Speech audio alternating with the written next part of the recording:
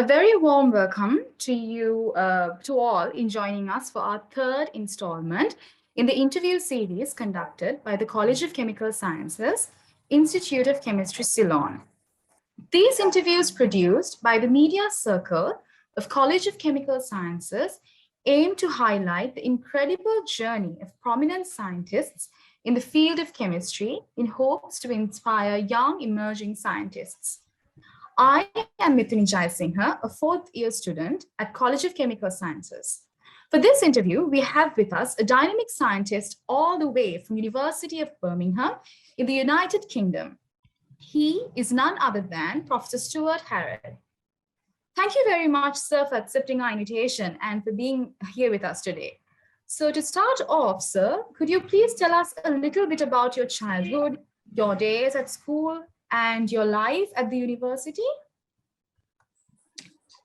Okay, yes. So I was born in 1962. So I'm 60 years old now. I was born in Portsmouth on the south coast of England. And then I was brought up in a smaller town, maybe 40 miles, 65 kilometers east near Brighton. Again, that was on the south coast. So I was brought up by the sea. So school, was, fun, I guess. And I guess something I was always good at was things like science. And I guess I found myself drawn to science, and really because I was good at it, but I enjoyed it. And I had a sort of toy set, like a science kit when I was a kid, and would play with that. And would I think I had dreams of making myself rich by making things like diamonds and sapphires and rubies. And luckily I didn't manage to burn the house down whilst I was doing that. So I guess, in terms of things like that, I found that I was sort of good at science, and I enjoyed it. And I guess then in terms of university, I went to Leicester in the centre of England when I was 18, and studied applied chemistry. I enjoyed doing that. Part of that course was it was a 4-year course, but 1 year of the course was where I worked in industry, and I worked for GlaxoSmithKline as a pharmaceutical organic chemist, so a synthetic organic chemist, so very different to what I do now. But again, I enjoyed that. But through talking to people there, I found that I was interested more in analytical chemistry. And then in my final year at university, we had some lectures on environmental chemistry, particularly with atmospheric chemistry, talking about the photochemical smogs in Los Angeles and San Francisco, etc. And I just found that really quite interesting. And I've always been interested in the environment as well. So I guess that's how I started to develop an interest in environmental chemistry. Yes, it was really interesting to listen to all your events from school life, your days of childhood, and the university. So, sir, thank you so much for those words. And I would like to pass over to Isiwara Ratnayake, who is also a fourth-year undergraduate, to proceed with the next question. Okay. Thank you, Mithuni.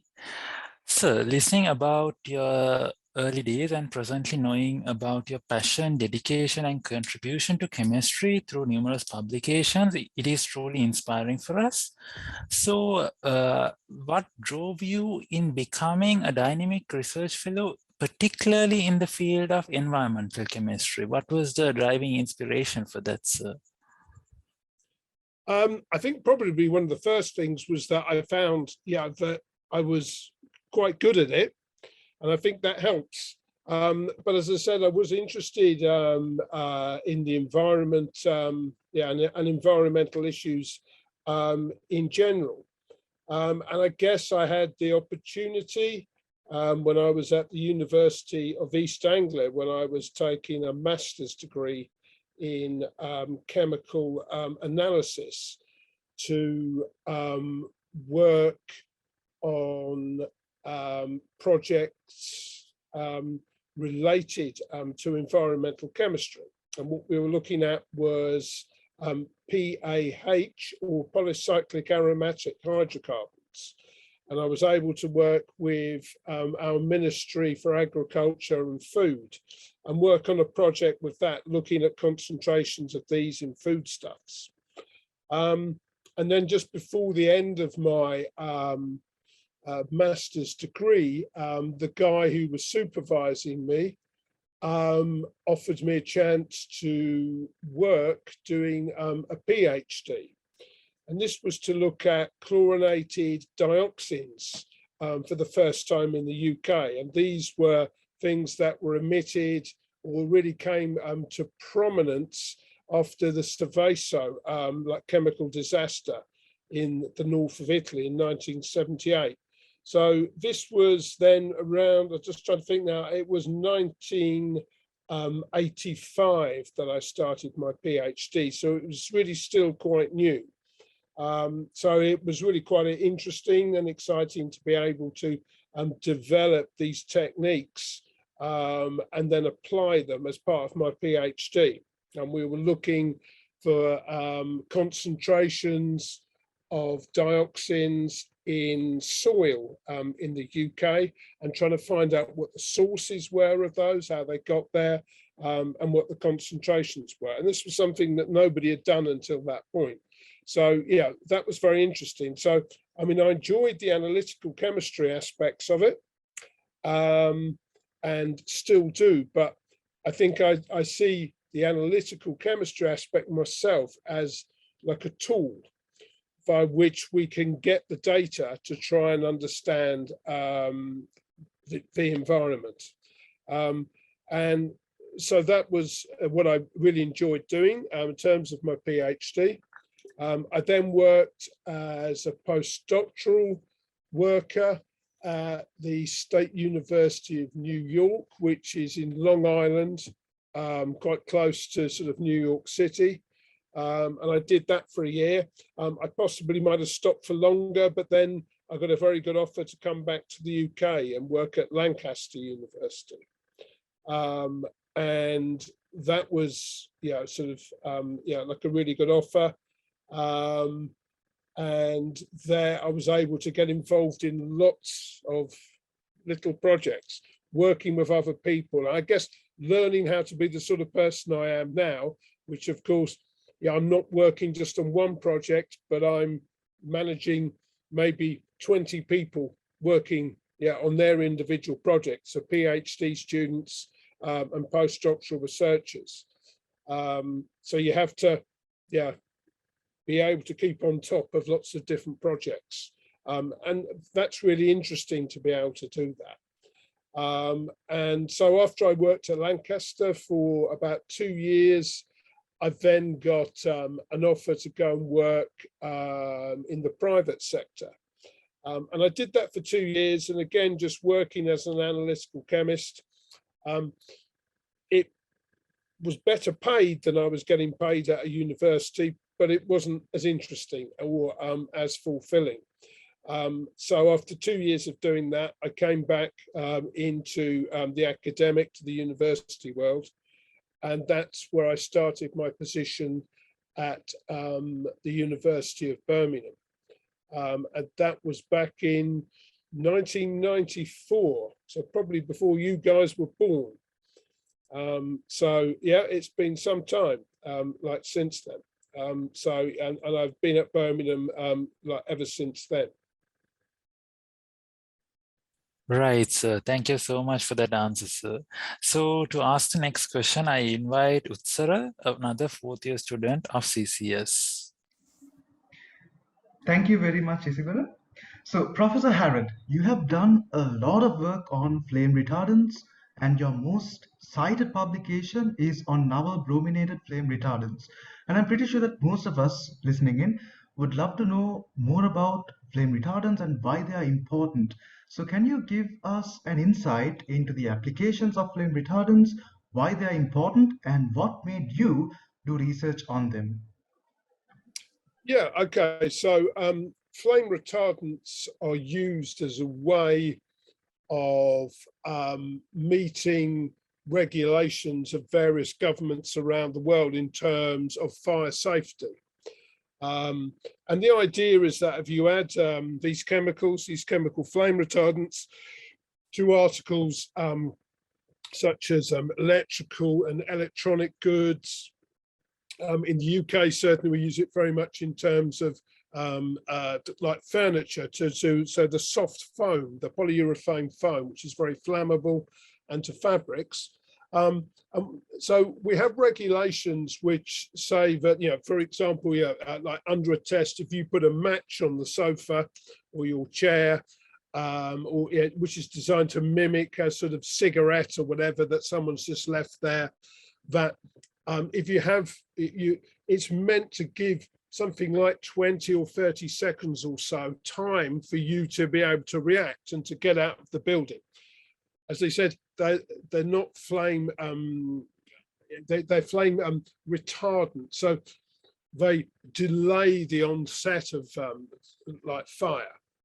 Now, this isn't the only way that you can flame retard things or meet the regulations. You don't have to add chemicals to them. However, the chemicals are quite a cheap, like inexpensive way of doing them. And so what happened was that people added lots of chemicals, and to start off, one of the main classes were brominated flame retardants. And brominated flame retardants, were very, very widely used, like around the world. And they're not added in very small quantities, but at percent levels. So for example, in your sofa, in the foam, there may be 2 or 3% by weight of these like chemicals. In the hard plastic casing of things like TVs, etc., they would be added at maybe 20 to 30% by weight. So there's a lot of these chemicals added. Now, that would be great if those chemicals just stayed there inside, did their job. That would be no problem, I guess. But the issue is that those chemicals don't just stay inside those goods. They get out. And they very easily get out, first of all, into the indoor environment. So they evaporate into the air, for example, or if you have a sofa, the fabric, if you use that for a while, like the fibers of the fabric fray and they end up going into dust, etc. So these things, they escape into the environment over time. And they're very much like, because the carbon-bromine bond is not easily broken down in the environment, they're like the carbon-chlorine bond of things like the chlorinated dioxins that I mentioned at the start, but I did my PhD on. So they're not exactly the same, but they're similar sorts of chemicals. And once they're out into the environment, they can accumulate in the food chain. So as you go up food chain, the concentrations increase. So we end up being exposed to them via our diet. We're exposed via inhaling them in the air indoors. And also for very young children, they come into contact with the dust. So the dust that's present that settles on surfaces such as floors. And very young children, they crawl around on the floor, and they also have a lot of hand to mouth behavior. They're forever putting things into their mouth. So we think that they're exposed far more than like adults would be. And so, that's why we use flame retardants. But as I said, there are concerns, and in fact, we know that, for example, if I was to take a blood sample, or someone in my research group was to take a blood sample from all of us on this call, we would have measurable concentrations of these chemicals in our blood. And that would have got there via the food we eat, via the air we breathe, and dust that we might ingest. And because there are concerns about possible adverse health effects of these chemicals, you know, so they may have adverse impacts on our brains, and particularly of the developing, like infant, for example, and other sort of impacts on our sort of like endocrine systems, then, you know, we want to limit the exposure of those.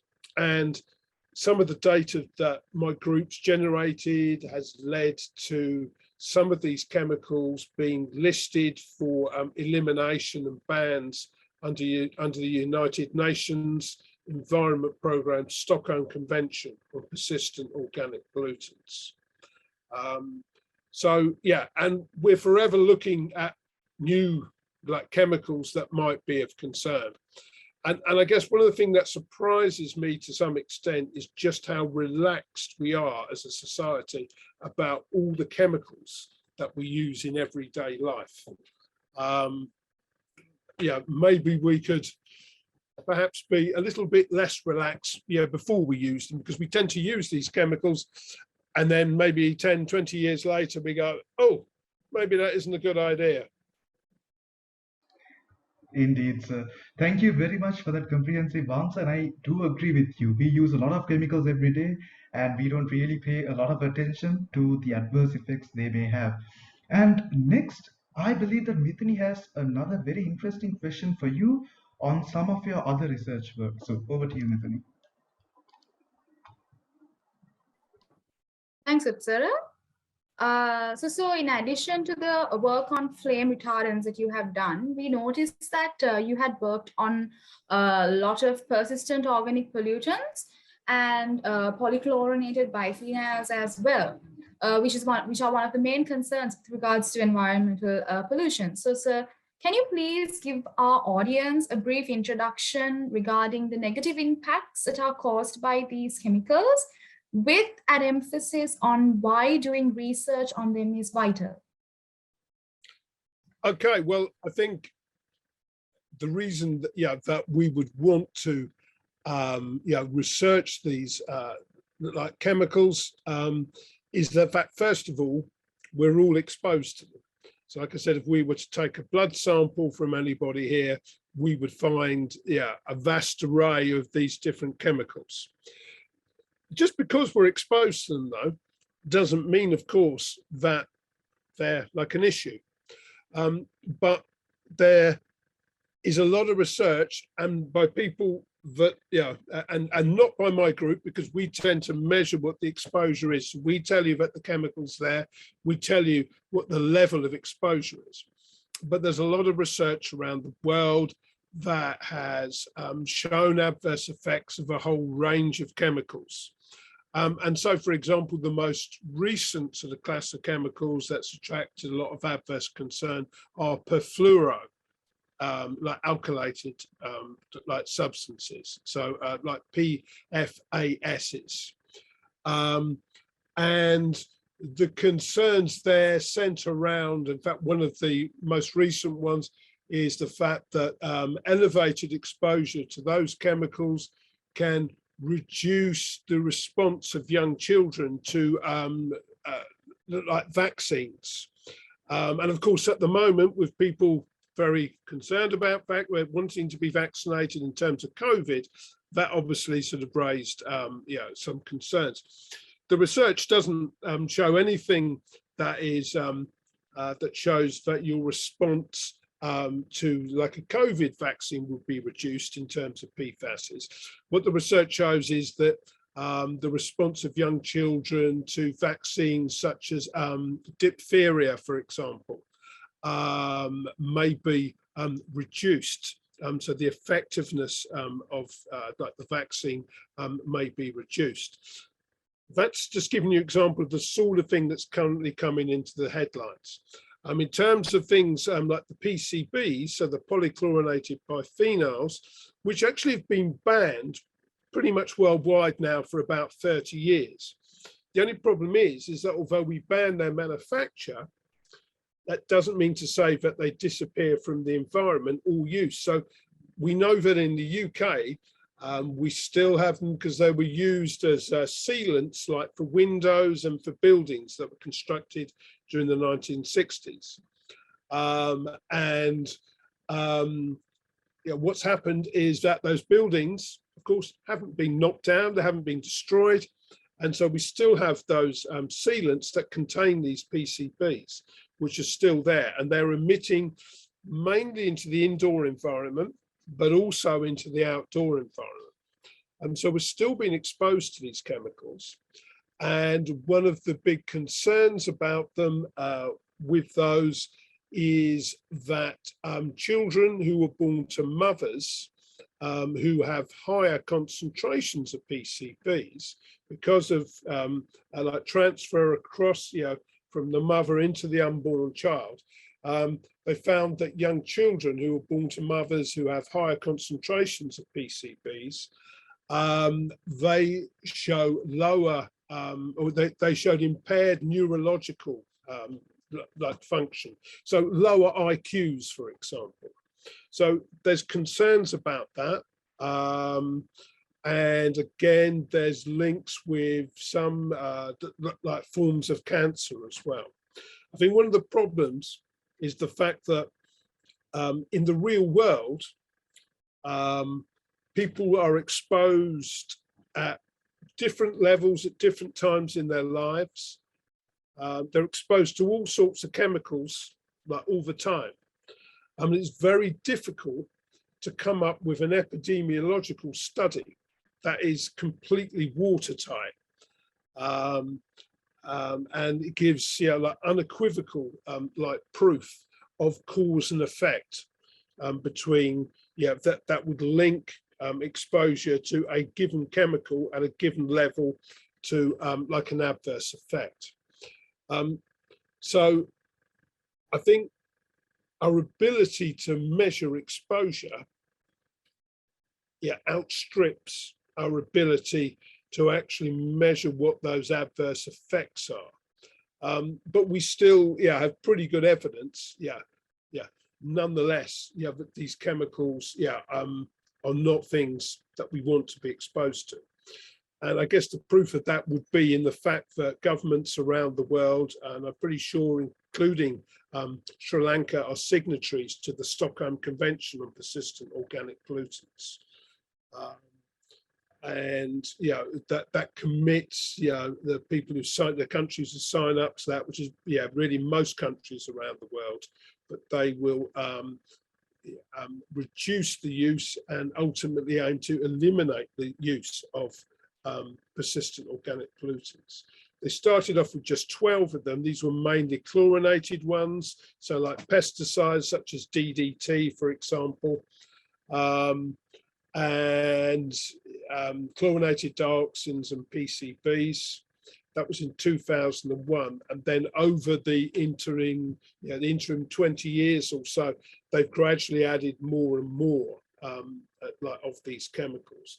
And these are mainly, nearly all of them would be sort of the ones they've added are brominated ones. There's a few extra chlorinated ones, and now some fluorinated ones as well. So it's all group 7 of the periodic table. That is the sort of like chemicals that we conduct research on. Hopefully that's answered your question somewhat. It did, sir, it did. So it's really interesting to know how your research and other researchers of the same kind has contributed to banning all these toxic pollutants, chemicals in certain countries. So to know that someone like you is really involved in such research, I'm sure would really inspire many young scientists out there. So, sir, I would like to pass over to Isiwara to move on with the next question. Thank you, Mithuni. Sir, my next question is mostly related to your recent research involving cosmetic, personal care, and pharmaceutical products as potential sources of PFASs and PPCBs. So what is the most significant findings related to this area of your research, sir? And like, do you recommend any alternatives which can be used to replace them? Okay, I mean, I think in terms of the pharmaceutical chemicals and what we call personal care products, chemicals that are involved in that, I think one of the big things about those is that we know, particularly with the pharmaceuticals, that they were deliberately designed to have a biological effect. That's why the pharmaceuticals. So when they're used on the target organism, which if you have obviously humans, a human pharmaceutical, that'd be a human. If it's a veterinary pharmaceutical, it would be like on livestock. So when they're used on those organisms, we think that that's okay. Yeah, it's like a good trade-off. Yeah. But we know that with pharmaceuticals, that you might take as a human, that it can sometimes have like an undesired like side effect. But other than that, we're not too concerned, obviously.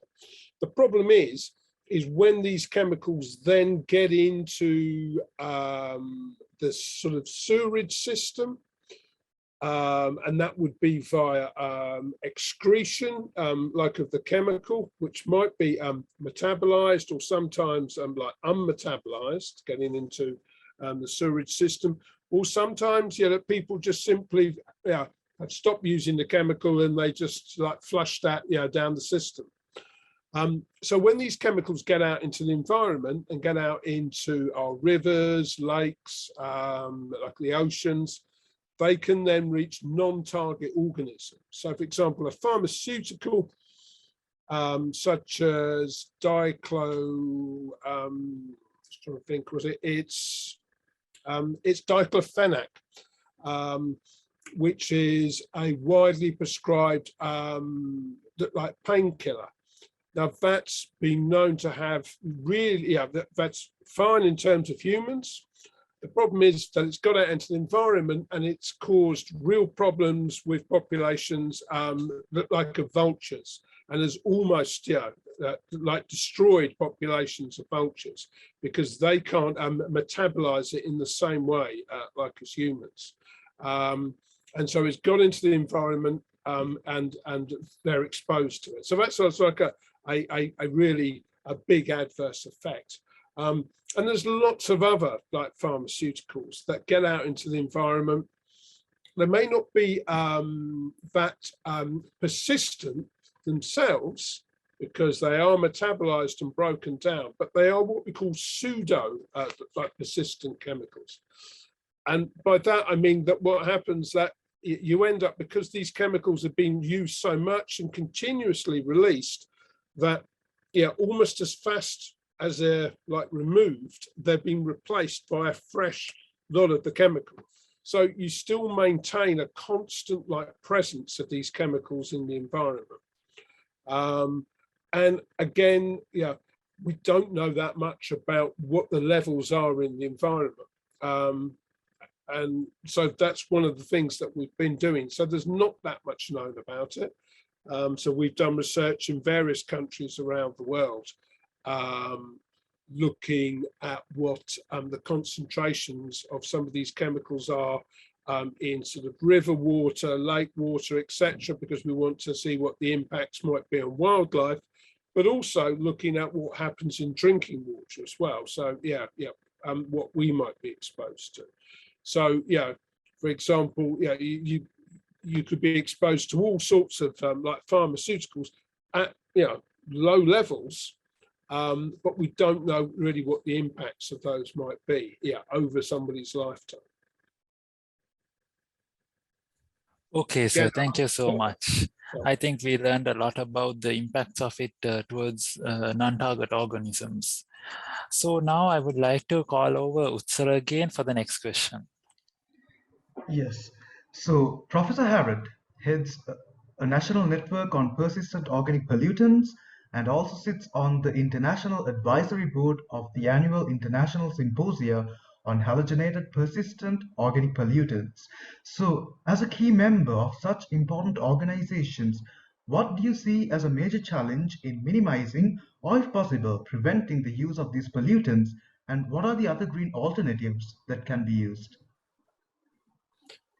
Okay, I mean, I think the networks that you're talking about and the advisory board, they would be more like conference sort of networks where we would get people together, like to, so people can present their results, etc., and discuss, what research challenges there might be. But in terms of like what the main challenges are in terms of sort of improving things, I think it really has to be communicating our results in a way that people who make the regulations and set the legislation can like understand and can understand what the issues are. I think sometimes as well, and it's something that I've felt over the last 5 years and tried to do, is that, if you're a regulator in government and you've got people saying, there's a problem, people keep saying there's a problem. I can understand them from their perspective because they probably think, yes, well, we'd like to help, but can you not give us a solution to some of the problems as well? And I think that is something, that I always try now to sort of think, right, well, what could be, like the solution? Like to, can we suggest some practical solutions to those? And I guess it's not something that I've directly sort of like done myself, but I think if we think about some of these brominated flame retardants, one of the big uses in Northern European countries such as the UK is in terms of being added to like insulation for like buildings. So we have like thermal insulation because it can get pretty cold here in winter. So we have things like expanded like polystyrene foam, which is put in to act as an insulation. And that's been treated in the past with hexabromocyclododecane, which is one of the chemicals which is now banned under the Stockholm Convention. So the solution sort of there is really then to use something that doesn't, that isn't to have it. The reason you need to have the flame retardant there is because the insulation will burn. So it's a flammable material, so that polystyrene. So the idea there is to come up with something that isn't going to burn, and if it isn't going to burn, then you don't need to add the flame retardant. So there are products on there like rock wool, and that's basically like an inner like inorganic like material that, because it's inorganic, is not going to burn. And so these are the sorts of things that you need to do to come up like with solutions to that.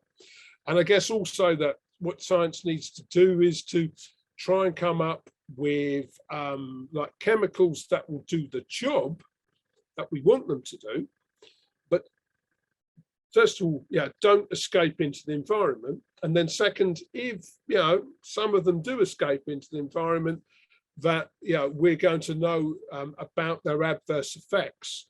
So they're not going to be persistent chemicals, or if they do break down in the environment, but they don't break down into something that turns out to be a problem, which is again something that might happen. And also to try and research as much as possible what the potential adverse effects might be. I mean, I think trying to move towards an environment where we're, much more careful, much more thoughtful about the chemicals that we use, I think would be, the way, that I would encourage people to go. I think in the past, I think we just thought, we can, use all these chemicals, and yeah, it's not going to be an issue. But as we've seen, yeah, there are problems. So things like DDT, I'm sure there's, yeah, people wouldn't be, yeah, saying, but that would be a good idea to go back and really to be using, yeah, those sorts of chemicals in an unrestricted fashion, like anymore. And I think the problem is we seem not learned sometimes the lessons of the past, and we're still using some of these like persistent chemicals 20, 30 years, yeah, after, we found out, that there are problems associated with their use. Indeed, sir. And that's something we see very commonly in the world now. We always find it hard to learn from our mistakes and do something better. But with the hopes of that changing in the future, my next question for you is more on research. Because as young scientists, we come across many instances where methods that we develop have failed. As an experienced researcher, what is your approach in troubleshooting such instances? I think you need to be, well, first of all, you need to realize, yeah, that that's part of research. And that if we knew the answers to all the questions and we knew how to do everything, then, yeah, no one would need to do the research. So I think it gives you an opportunity to learn things. You need to be like patient as well, I think, and you need to be methodical in the way that you try and resolve things. So you can have a problem and you think, well, it might be caused by maybe, say, 5 things. You can think, right, what could be causing this? You need to methodically change one thing at a time. You need to take an experimental approach. Don't change all the 5 things, because you might get lucky and it might fix the problem, but then you won't know how it's fixed the problem. And then the next time it happens, it's, whereas you're better off changing one thing at a time and seeing what happens. And that way you can then really try and understand like the system and really have a real appreciation like of doing that. And I think in terms of research projects, I think it's very important to have a clear research question or like hypothesis. The question you want to answer or the hypothesis that you want to test before you start. And then you need to design your experiments so that your experiments will give you the data that will allow you to answer your research question. And I know that sounds obvious and simple, but people often, when I look at like projects that people have designed as undergraduates or master's students, sometimes I'm like, I wouldn't have designed it like that. If this is your question and you haven't really like come up with experiments to give you the data that you need like to answer that question. So that would be my other like big piece of advice. But I think the other thing is to do something that you enjoy and that you're interested in.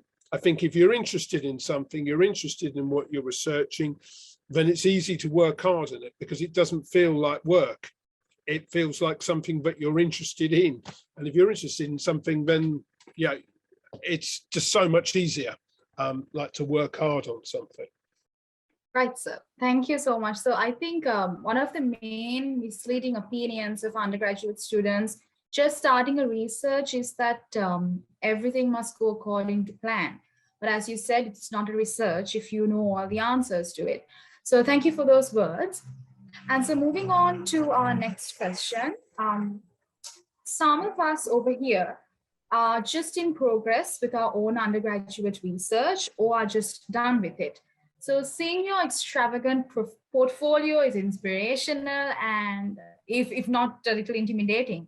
So what advice do you have for undergraduate students like us just starting off and for those hoping to pursue with research in their career?